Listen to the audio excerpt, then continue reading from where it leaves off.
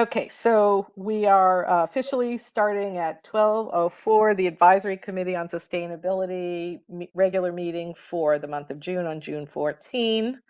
I believe that we have 5 of our 7 members here, so we have a quorum, and we will get going. We do know we're recognizing Darien High School graduation day is important to some on this call. It's Flag Uh, Day. Can't forget that. and we send congratulations to all of the high school kids that get to throw their caps up in the air today. We scheduled for public comment. I see no one on the call, so we will move from public comment to the minutes. The April minutes were not voted on at the last meeting. Carol and myself, Cliff and Amanda are able to vote on those, but Amanda isn't here. I'm assuming that we can vote on the minutes with the 3 of us. For the April meeting, which Mm-hmm. I'm going to assume that we can approve them with the 3 of us. So I will make a motion to approve the April minutes that what without Mohan and Amanda present. Cliff seconds that. Carolyn. So let's Yep. just assume, and Christine can't vote because Christine and Dan, you were not at the meeting. You can't vote on the April minutes. All right, so I'm going to say the April minutes are approved, and we have the May minutes. And the May meeting, these minutes only apply to Kathy, Christine, Dan, and Cliff, as Carolyn and Amanda were not there. I sent the minutes with a couple of typo changes, nothing substantive to what Cliff had presented. And is there anyone who'd like to make a motion to approve the May minutes? Cliff made the motion, and I will second it. Anybody opposed? Everybody approved. Okay, so we're saying the May minutes were unanimous, and I I know had not. to abstain, Kathy, because I wasn't Yes, here. that's correct. You and Amanda were not there, so they would be abstentions from Carolyn. I don't think I was there either, was I? You were. You came in the May meeting was the last meeting. You got in a little late. We had a late start to the meeting when we got a quorum. Sorry, I don't remember that. That was post Yes, surgery you've on my had a tough month with your. Yes. Okay. Okay. So we're up to date on minutes, and the town clerk had asked that they get. So in this case, Christine and Cliff, can you just coordinate on who has the final minutes to get them to the town, because our minutes were not updated apparently earlier in the year. They are updated now, so I told They her are we now. would send Yep. April A after today, and then June, Okay. obviously. Will be update. Okay. Perfect. So the minutes are approved.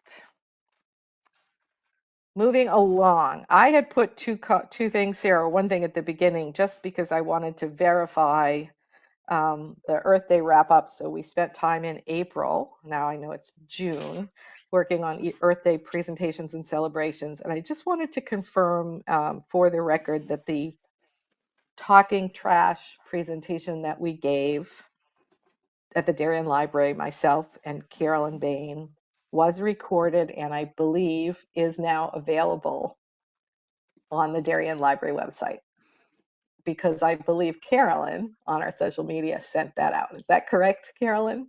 Yes, it's available on the library's website, and I did include a link for it on our social media. So if anyone would like to watch the Talking Trash or knows people for whom that would be an interesting an interesting listen, um, please, I think we can share that in appropriate places, because it is all And the information about recycling and food scraps. Kathy, in addition, I believe that because the Darien Nature Center co-sponsored the event, they will be putting a link for it on their website. And I am going to summarize the presentation like a little, one-page summary write-up that they will also put on it for people who are interested in the content but don't have an hour and 20 minutes to sit down and watch it. Fantastic. Thank you, Carolyn. That's why I Haven't done wanted it yet, to, but I will. that's why I just wanted to make sure that the material that many of us had worked on to lay out the issues with recycling, trash and recycling in the state of Connecticut, and the things that we can do in our own community to recycle right and participate in the waste reduction through recycling and food scrap diversion is explained in this presentation. And there were about 25 people in the audience, but certainly the information may be useful. Do you want to send it a link to Marley Hayes for the town to maybe put it in a newsletter or Sure. something? Okay, I Okay. can send it to Marley. I think Um, Marley had originally, Kathy asked for the deck, of your slide, the slide deck. Were you ever able to get that to her? yes, she got that right away, and she did Okay. write about some of it in the newsletter right after it happened. I'm just wondering if the town would like to somehow note or link the Yeah. presentation itself. Yep. No, it's a good idea. I'll send that to her. The only other thing was the Whole Foods display, which Amanda had asked to do after we'd had the Earth Day. And I believe I saw a photograph in that our bin kit is on display at Whole Foods. It's right Yeah, near the customer service desk, like as you exit the store. So thank you to everybody who worked on Earth Day. Christine standing in Whole Foods, Carolyn at the library and at the Nature Center. And that, coming out of that is some things that people can see going forward. I think that's great. Moving on to Swap Shop. Dan, is there any Activity, information you'd like to oh yeah, share about the Swap activities. Shop? Yep, activity's very slow this month. Not much going on. As Carolyn can detest. She comes every once in a while, so it's been quite slow. We have started to separate the metal, the glass, plastic, and cardboard, and that's working very well. Not a lot coming in, but we are separating it, and the tractor is going back and forth, so that's very helpful. But that's about it. It's just very quiet. So I'd like to just pipe in here on the swap shop a little bit because I was asked when I dropped some things off there to come back, and the issue that that the woman wanted me to address actually was, how do you decide what goes into metal and how do you decide what goes into plastic and things like that, and I spent a little bit of time with them as they sorted the things out. But in the process, I encountered a person who came to collect things after we were closed, who ended up sort of walking in a way that wasn't entirely safe through the facilities. And I just started to appreciate more than ever before some of the complications and difficulties there, including one person who's really dedicated and working hard, another person who just kind of saunters in and saunters out, and another person who sits there but doesn't want to identify themselves as a volunteer. So, I mean, the bottom line for me is that I think each one of us should try to spend a whole session there and then put our heads together and see if we can come up with any ways to improve what's going on. I mean, I understand the difficulty of dealing with people who are uncooperative. However, there must be some things we can do. I don't think we can. I mean, for me, it's just hard to say, oh, well, can't do anything about it. So that's my piece on that. I have to go back. I'm trying to get something done with Frontier, which is like pulling a tooth without Novocaine. Yeah, they the group has stated that to me also, and what I tell them is, go up on top and read what the signs say, and I've also taken some pictures for them, so they know exactly if it's half metal or half glass. If it's a little bit more metal, we put it in the metal side, and so we've talked about that one. As far as, people being, not cooperative, we can keep talking about it, but I keep getting the same answer that we really can't do anything about it. I'm happy to take a shift or two in the next, before our next meeting, and then when we reconvene next month, we can all discuss maybe what we've learned from our time there. You know what I mean? Go do an hour or whatever. I don't even know what Yeah, a shift exactly. is. It'd be wonderful, I know Jack Davis is there almost every day and he helps us clean up and he's on the RTM, he's head of the finance committee. So, he's very helpful. And he truly understands what goes on 'cause he's there every day. And, we talk about it constantly as to what we should do and how we should do it. But, Jack is, every day there, cleaning up with us. That's great. What would we Is do, that Dan? Jack Davis, Davis? Yeah, Yes. Jack, Yeah. Davis. Jack, he's chairman of the finance committee, and he's there every Yeah. day Okay. Well, I haven't seen him on the there, but I know RTM. who he is. I know who he is. We've actually been in seminars together, so Yes, be and interesting he to and I hear his have stuff. constantly talked about the problems and the issues, and he truly understands what goes on there. And he's one of the ones that really, when we were talking to the RTM, he was there with us, as you recall, Kathy. I brought him in just for that because most of the RTM members, had never been or just had one encounter with a swap shop and really truly didn't understand all the issues and concerns and problems that we've had.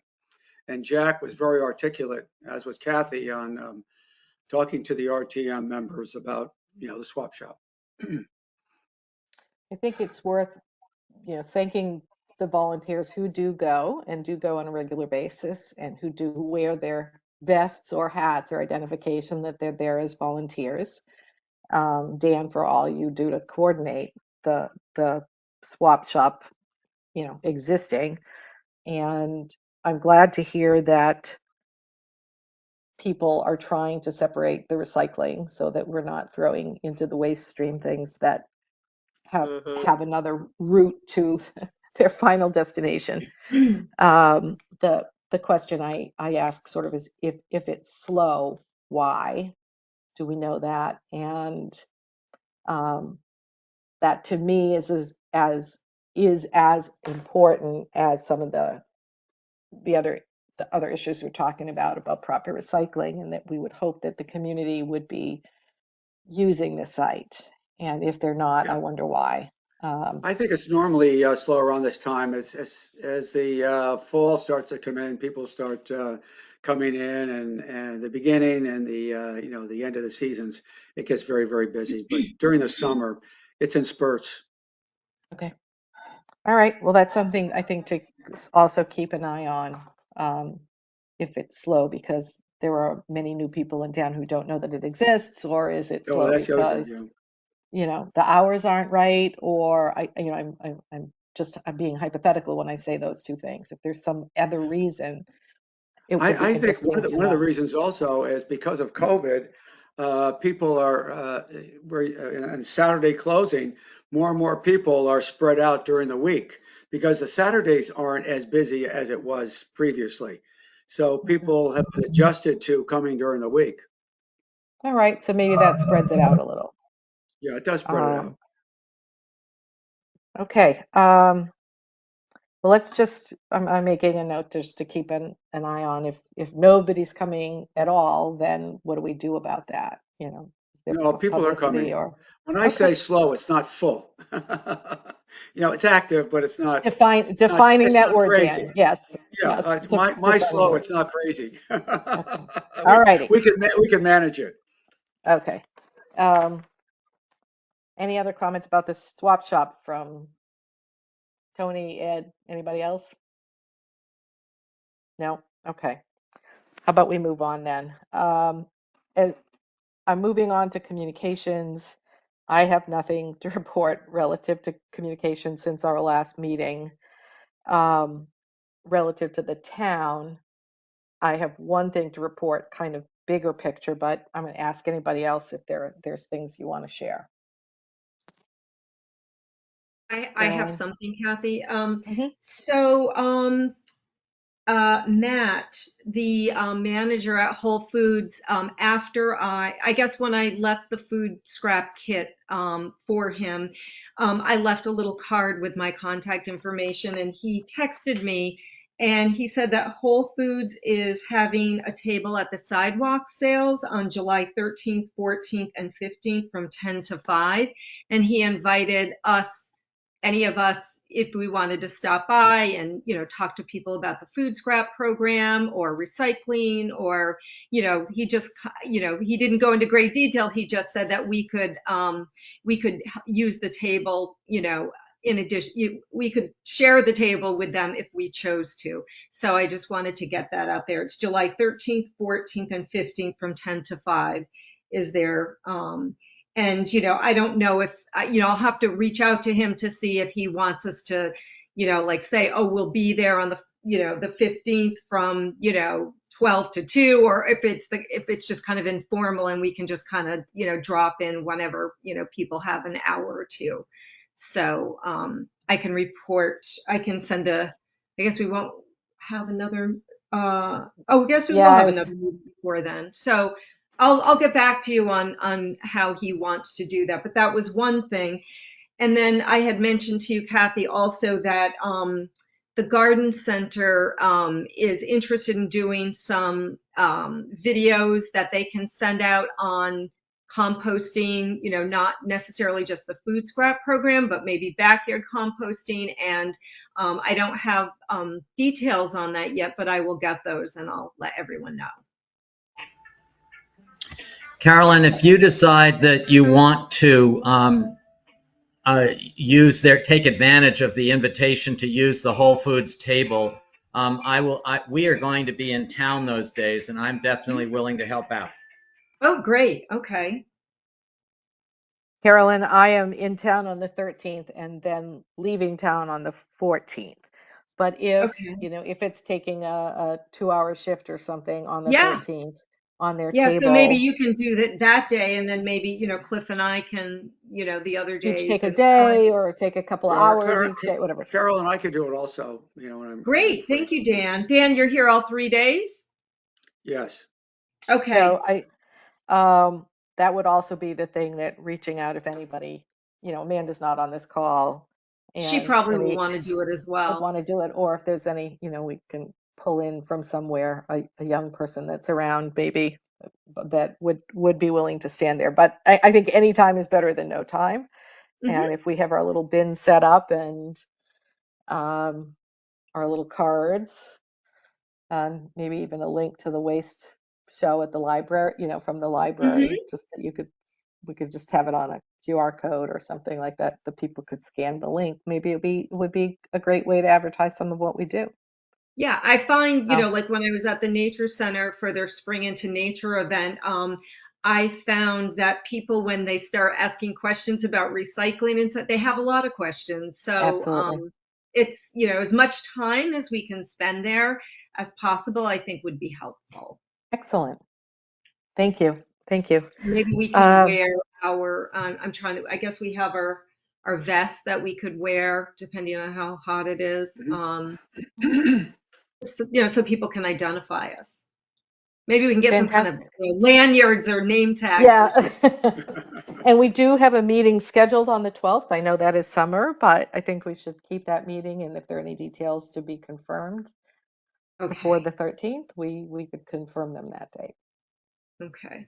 And let's hope for not rainy weather on those Right. days. The one thing that's sort of broad in terms of communicating with other organizations, the Sustainable CT does monthly, like Friday drop-in coffee hours, and I attended one last month, and I just went and rewatched the video this morning. Sustainable CT has a YouTube channel, but you can also get to these things from their website. They had a presentation with directors of the state's budget, finance and budget people that are sort of our Department of Revenue Services, but they also work with the infrastructure. And the coffee hour was introducing different people around the state who are involved in all of the federal grant money. So the people that work for Governor Lamont, that go to the mayor's conferences in DC, that get the picture of what the federal grant money is. And they were quoting things like 350 different grants, and they were quoting things like websites that are being built to let individuals and municipalities sort through grants.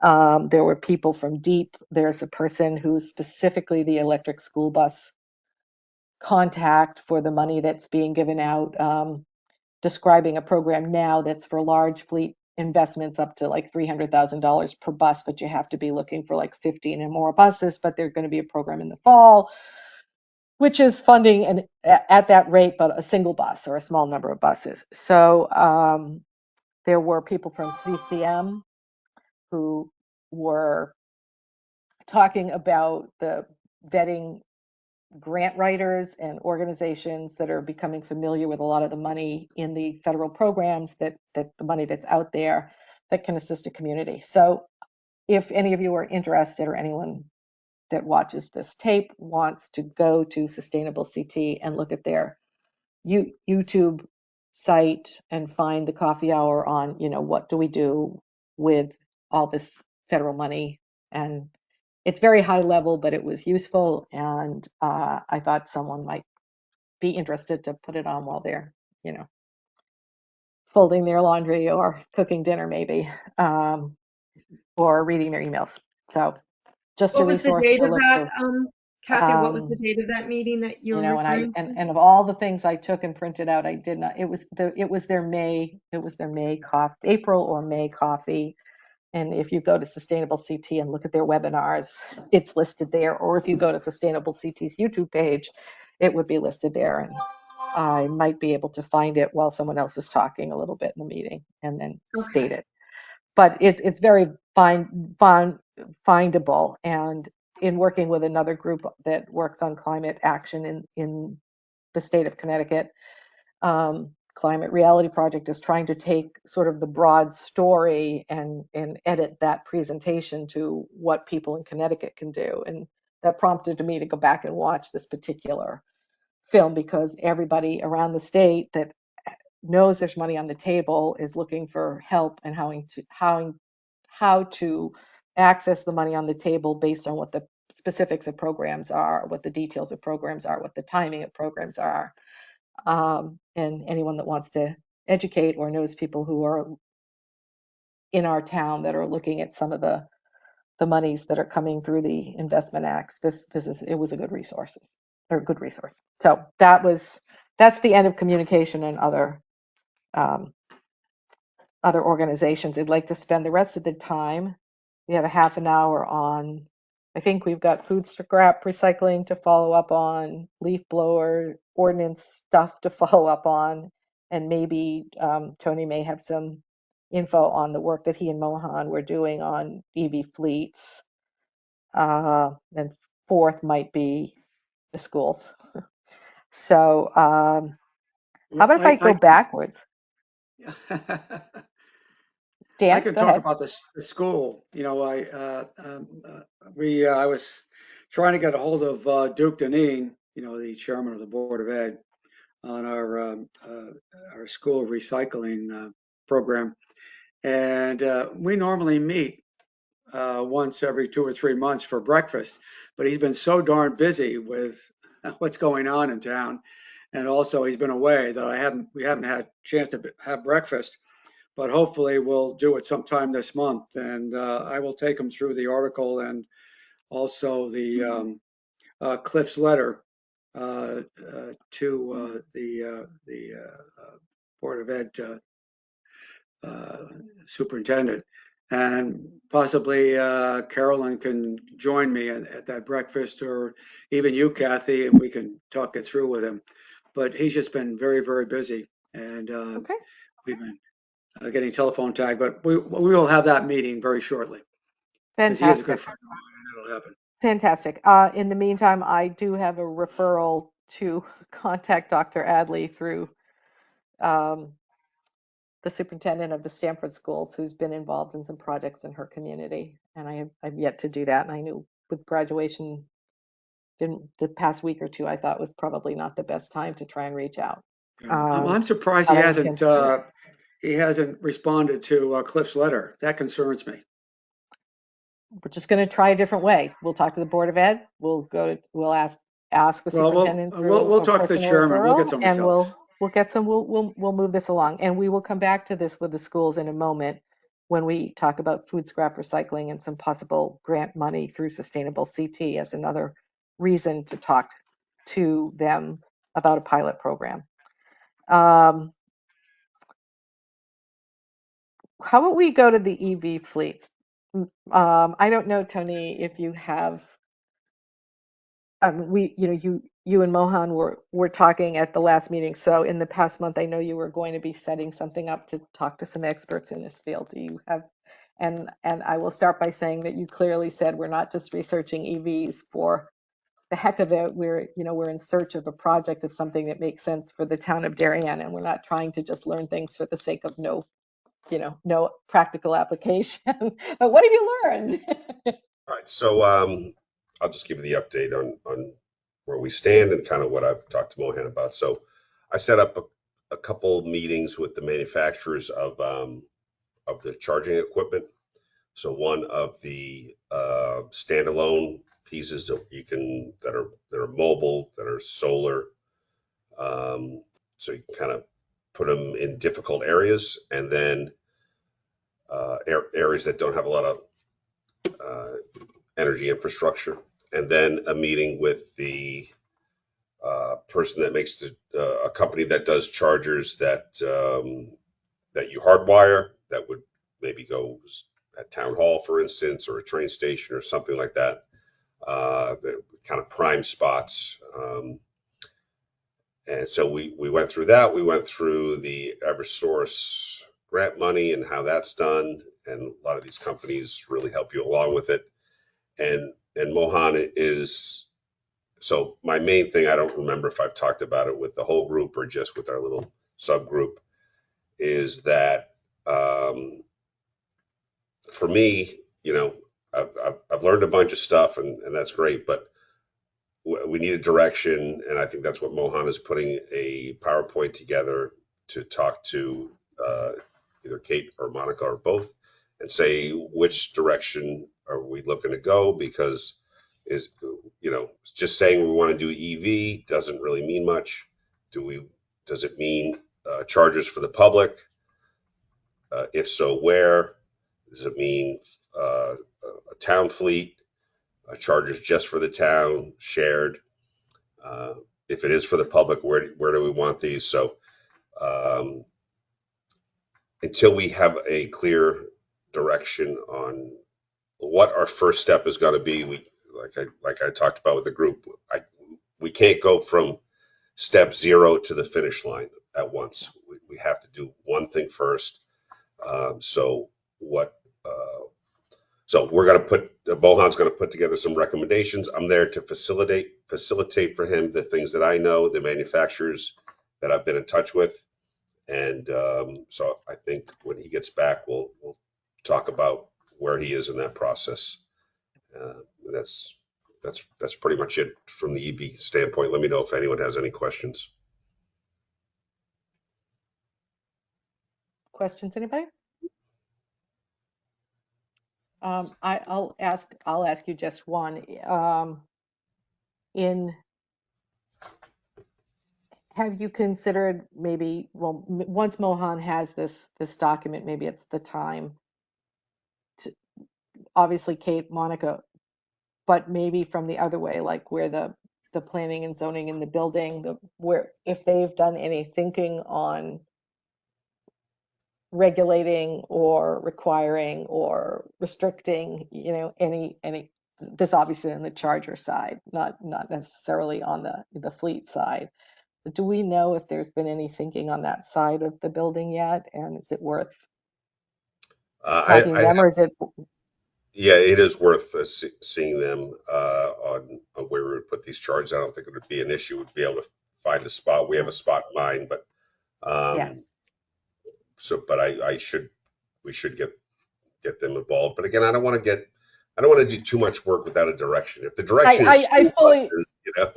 I Yes, don't want I to spend fully all this agree time with in the you. town hall. So, but that being said, I think that's a great idea. And just from the Live Green presentations that I've been going through, where the thinking about even what the project is, in some cases it was coming in through building because people are asking for things and they don't know what the rules are. In our case, Right, we're saying we're trying to get some experience with either beginning a fleet or providing electricity in our community, right, which way are we going to go? right. So I'm just curious if anybody's come to them with this as much as anything else, but maybe I once haven't. this presentation. I did talk to the building department because it's that type of vehicle, the kind of inspection vehicle. You know, it's we're not going to go for electric trucks. That's just not a practical Right. situation. But someone, a building inspector or planning and zoning person that is buzzing around town and not putting, probably putting 50 miles a day on, and doesn't need to tow anything. That's the type of vehicle that is probably the first target if we're going to go if for a town hall fleet. So I did talk to the building department. And he said I'm very willing to do that, to Yeah. try that. But again, I think it has to come from a little Yes. higher up. So Okay. All right. Thank you. yeah, And I am personally going to talk to the person at Deep that was on this thing that's doing the school bus, just to clarify. And again, that's not our purview here, but if we're right, going to be talking to the superintendent, if in fact the funds that will be available in the fall are as significant as they sound like it, and we are talking to the school department, I would want us to be able to not only reference recycling and what's happening around in local communities, but the federal money. And that, Tony, wouldn't be you, but I just want to state out loud that I'm at least going to find out if what I heard from the person today, I don't know if anybody would know him. His name is Paul Kritzler. He's the electric school bus guru. Um, and one of the things from fleets and buses was that the way the federal money was supposed to go to the town, and for many of us, we don't own our own fleets. The companies own the First Student or somebody owns the fleets, and they couldn't get the money. So the laws were changed around so that we could lobby with our bus providers to do this and get grant money to provide us with the experience, even though we don't own the buses. So um, that's another way that things are going to move, because by 2030 we're supposed to be going in that direction. So there's about 7 years, 6.5 years to learn this stuff. All right, so EVs. Waiting for Mohan. That's the to-do right now. How about we talk about the food scraps and end with the leaf blowers, if that's okay. Carolyn, do you have any updates right now on the tonnage or any of that information, or do we just want to talk about what we might do to grow the program? Yeah, I mean, I had mentioned, participating in the sidewalk sales with Whole Foods, and the videos that the garden center wants to do. I don't have the most recent tonnage. I Okay. apologize for that, but I will get it. It's usually pretty steady. Yeah. Yeah, I'd be surprised if it was anything hugely higher or lower, but I will get it and send it around to everyone. Other than that, and just that we're going to put the link for the talk that was given at the library on the Nature Center's website, and a summary of the content in like a little one-page summary. I don't have anything else that I can think of. Okay. I want to at least, I think I may have mentioned that this was coming at the last meeting, but Sustainable CT is funding for an application period from now till August 13, their community match fund grants for all food waste diversion and composting projects. For every dollar raised to promote composting, Sustainable CT will match it, not just dollar for dollar, but with $1.50 up to a total project budget of $15,000. So any of our efforts to promote composting right now are, if we had a project and could raise some funds, we could look for $1.50 per dollar from Sustainable CT, which means getting an idea written by August 13th. In looking at a sample they showed, they used a budget, a $15,000 budget, which was advertising and digital marketing, $4,000, handouts, labels, posters, school engagement materials, $5,500, food and beverage for student community meetings, if they were going to bring things and talk to community meetings, $1,000, toters and bins, household counter bins, bio bags, volunteer engagement, shirts, stickers, pins. So the money that was raised was under this particular project, and this was Bridgeport, was not really to pay a hauler, it was to develop the program. And so I'm asking everybody, so that before the next meeting, I know everybody's at summer, to share any ideas they might have. What it might mean is coming up with a promotion program that doesn't have to be $15,000, but that we could still get funding for. And whether it be a big project for a second site for a drop-off bin, whether that's in a place all the time, or put out on Fridays or something, I don't know. Carolyn had an interesting idea when you were talking about filming. Want to share kind of one of the things you thought might be helpful that other towns have done? Yeah, well, Greenwich in particular has I would say it's like a 3 to 5 minute professionally done video about their food scrap program. I mean, I know it did cost some money for them to have this produced, but it does look professional, and I think it has been helpful in growing their program. So if we were to decide to apply for this community match fund, that might be one of the things that we would want to use the funds for, is to, a video that we could, that could be run on TV 79, that could be put on the town website, that we could share on social media. It just might help raise awareness. Going back to the Spring into Nature event at the Darien Nature Center, I encountered, I would say, I'm just throwing this number out there, but I would say that out of 10 people that I spoke to, I would say 7 to 8 of them were unaware that that there was a municipal food scrap drop-off program. So, I mean, we think that we do a lot to try to educate the public about it, but there's still an awful lot of people who just don't know that it exists. So, this would just be another approach. Maybe something visual like that would be more appealing to some people. I think we just have to try some other approaches to market the program, and that might be one, but it would cost some money, of course.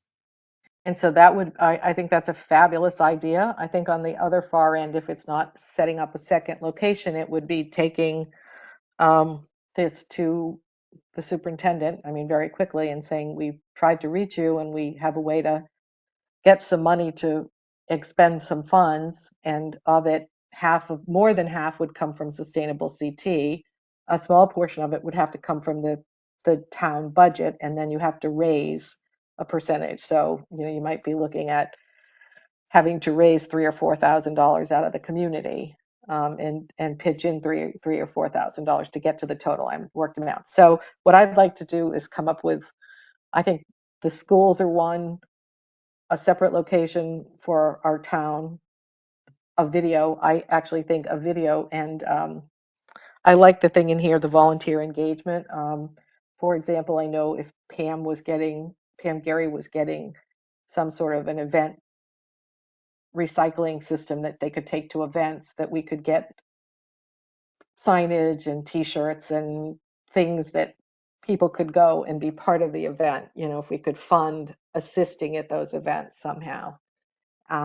that's listed here. The Yeah, Bridgeport one had all kinds of interesting things. If we could, recruit people to work at the events to show how to use this setup with the food scraps separate from the recycling versus the waste. I think we might be able to make a promotion proposal just on promotion, which mm-hmm. didn't mean having another site in the town, or we could try to go big and see if the school would like to do something. So, and I'd like to, knowing we don't have a lot of time, it's 12:45. If anybody has any other ideas right now, let's put them all on the table, or if not, I'm going to bug you all an email next week and see if anybody has any thought through these ideas or has any others that we could begin to talk to Sustainable CT about, because that would be the next step, to call them and say, okay, we're thinking of doing this, what do you think? And they'll say yay or nay. So that would be the next step, is to ask them. Cliff. So August is going to be here in a bat of an eye, and we only meet once a month. So in order to progress this, I think it's really going to require some responsive email distributions.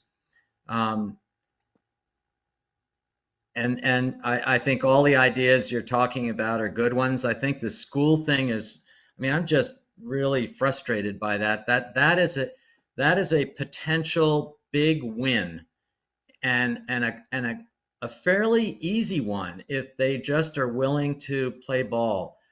The other thing is our carters, the private haulers. If we could find some way to get some of them engaged, or a whole new one in who comes in and provides a totally different service the way they do up in Portland, Maine. I mean, my daughter finally has signed up for this damn thing. And, she puts out a bucket once a month full of recycling.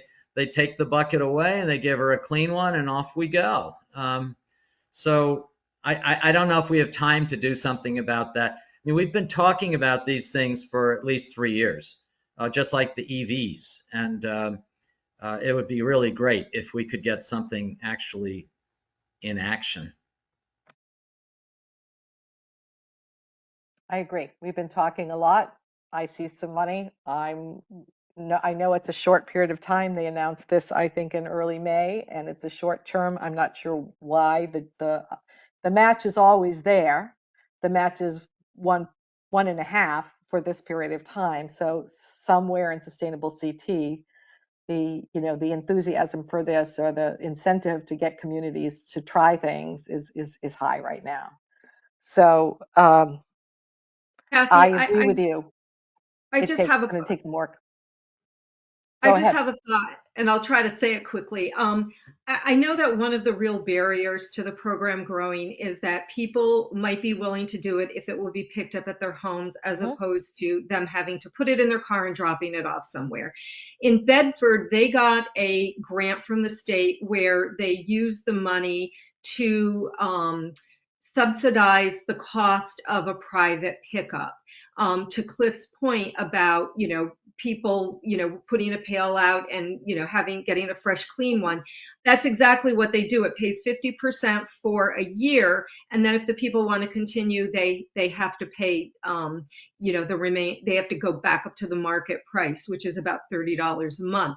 So would we want to use some of that money possibly to run a pilot to see, let's say, 50 families or whatever, we would have to crunch the numbers to see how it would work out, but a pilot to some number of families who would be eligible for a 50% reduction in having curbside compost or Blue Earth compost come to their home to pick up their food scraps. I mean, that's just, a possibility.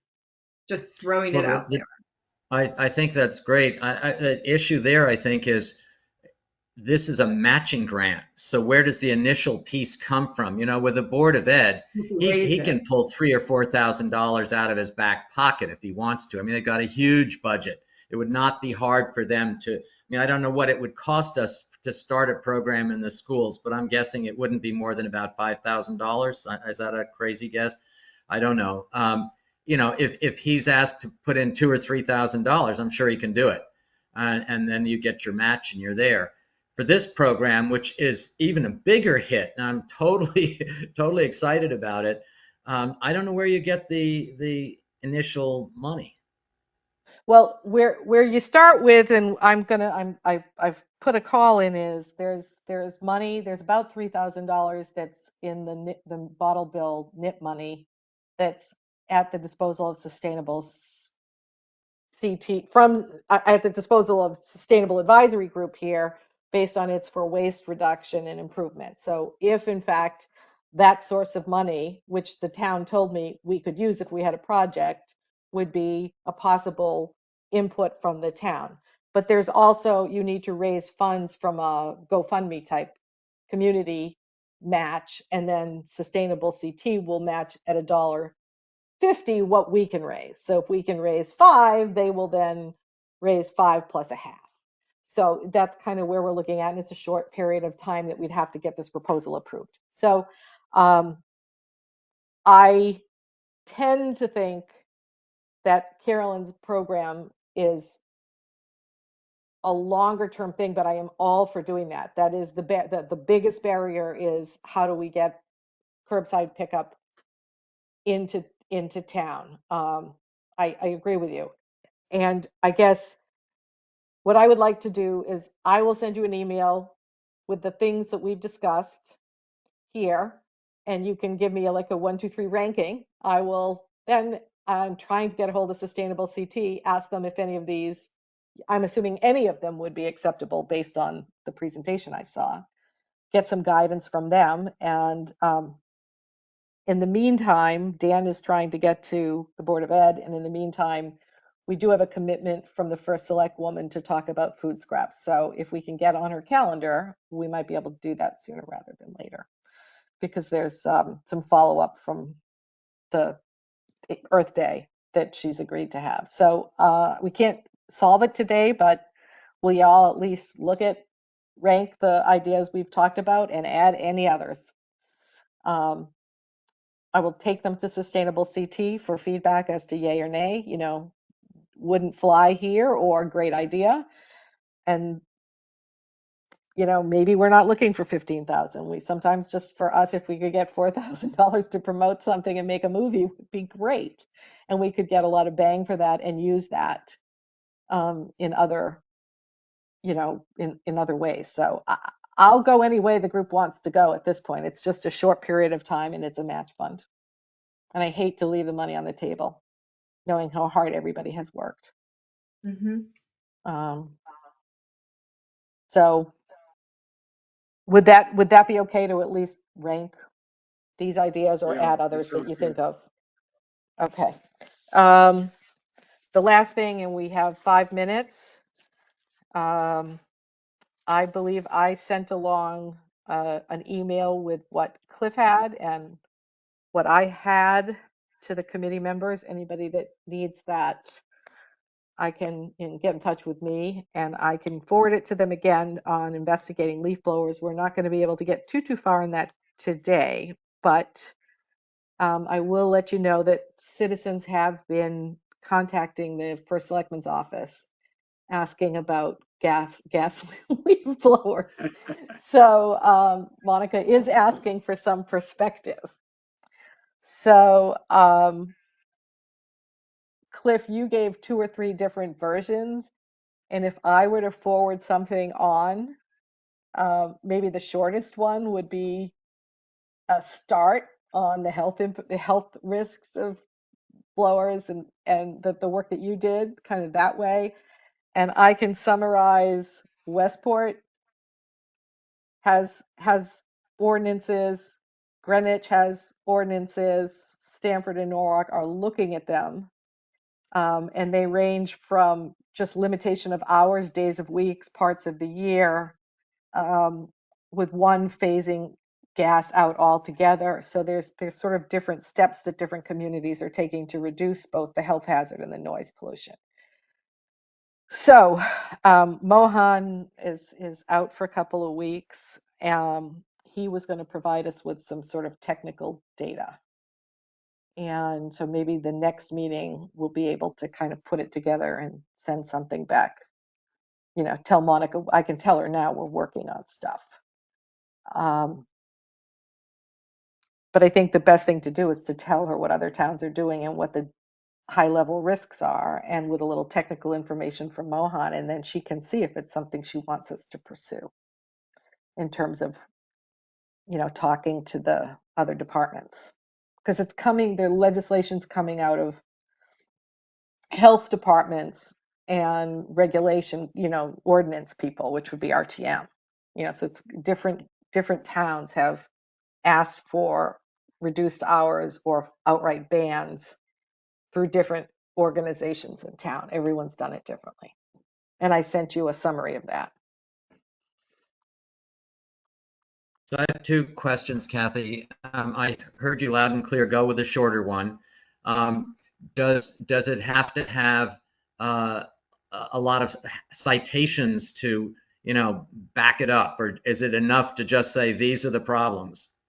And I then the think right second, now these are the problems. That's my okay, opinion. But okay, all right. And I think so too, because I think most of this stuff is self-evident and is well documented everywhere. absolutely. The second thing is, are we going to include lawnmowers? Because, the big petition that is out there includes lawnmowers. I think all we can do is say, here's the health risks. Here's what towns are doing. And right now, most towns have been focused on the leaf blowers themselves. And that's going from, by 2024, you can't have a gas leaf blower, to you can use them anytime you want in October, November, and December. You can't use them on Sundays in the summer. You can use them for these hours on Saturday mornings. You can only have one based on the size of the property. I mean, it's all over the map what people are doing. And it really becomes, what's the priority of the community? And we can say they're bad for your health. It's evident that they're noisy, obvious that they're noisy, and there's precedence for making some changes. The state did not take this up. It was in discussion in the legislative session. They did not take it up. So there's no state guidance here. The state of Connecticut is banning this. I mean, the state of California is banning the sale of them starting next year, of leaf blowers. So I think most of the work that's happening now is leaf blowers.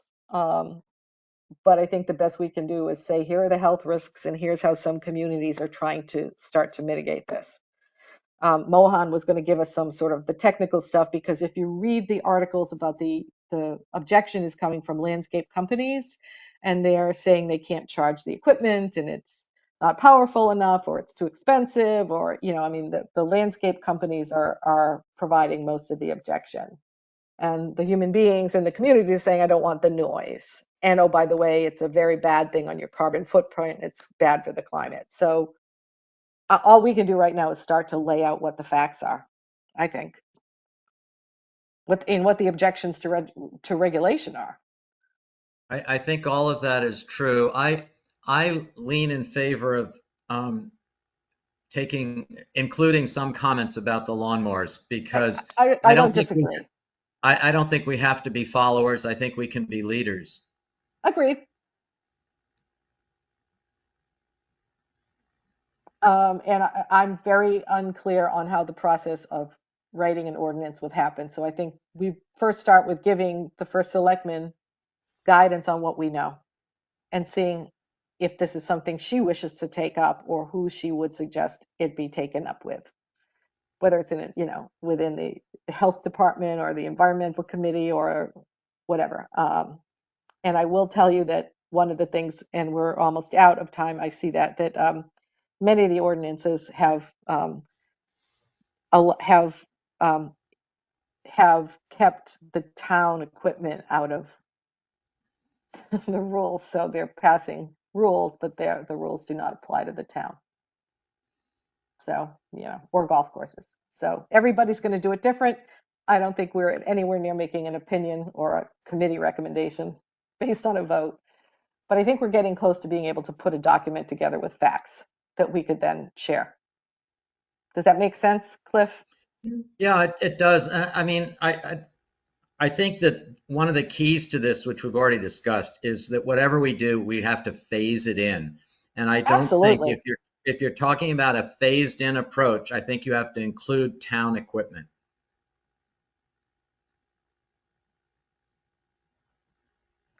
I wouldn't disagree. And I'm sure the town isn't ready to replace their fleet of lawn maintenance equipment. But again, that might be over a period of time, and there may be grant money on this area as well, coming down the road. I do not know. Well, Um, I think part of it, Kathy, is that if somebody's about to buy a new one, if it's been looked at and if people have decided we want to make a move in the new direction, that's the time to start it. So anyway, yeah. Yeah, and that's where like Greenwich Conservation Commission had a fabulous all electric, in their own community, like a fair or a day where you could look at all the electric bikes and lawnmowers and leaf blowers and all of those things, where if you're beginning to get your community, I mean, the Gardener Center would be interesting. I know, Carolyn, you said they're interested in the composting film. Like, well, where's their head at on, they don't have a lot of massive equipment at their facility in town, but they talk to landscapers and they do work in neighborhoods, on property. So I think there are some different people to talk to on this. I agree. Broad is good, but you can read, if you read the document I said in the links to every single article, you can see what everybody in Southern Fairfield County has said for the past 2 years about this.